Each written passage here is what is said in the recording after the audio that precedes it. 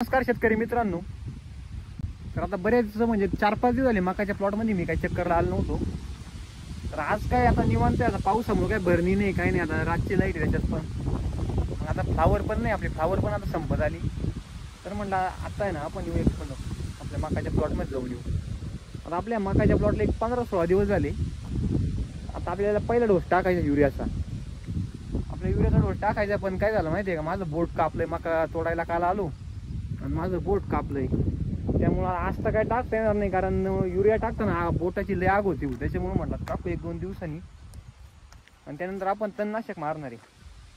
अगोदर युरियाचा डोस टाकणार आपण, मग नंतर आपण तणनाशक मारणार आहे. तणनाशक मारताना आपण कोणतं मारणार माहिती आहे का, आपण तुम्ही पाहू शकता आपला प्लॉट.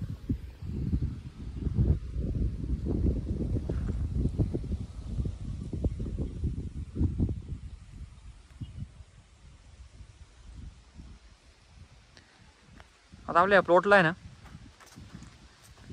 जास्त डोस टाकायची पण गरज नाही बरं का, कारण आपल्या या प्लॉटमध्ये मका आपलं हे होतं फ्लावर असल्यामुळं आहे ना, फ्लावरला ऑलरेडी आपले 3 डोस पडलेले राहतात.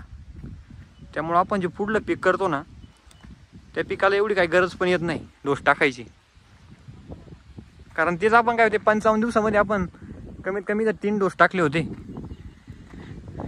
त्यामुळं त्या पुढल्या पिकाला जे आहे ना एवढं डोसाची गरज येत नाही बरं का, म्हणजे खत टाकायची गरज येत नाही. तरी पण आपण 1-2 डोस टाकणार आहे याला. एक युरियाचा टाकणार आहे, त्यानंतर एक टाकणार आहे पुन्हा. ते काय फरक पडला ना, कारण इकडे ना पाणी भरलं होतं आपण आणि 1-2 पाडके राहिले होते. लगेच इकडे पाना हाईटमध्ये थोडा फरक पडलाय. अजून आपण तणनाशक पण नाही मारलेलं, पण गबाळाचा अजिबात म्हणजे काडी नाही अजून आपल्या वावरामध्ये.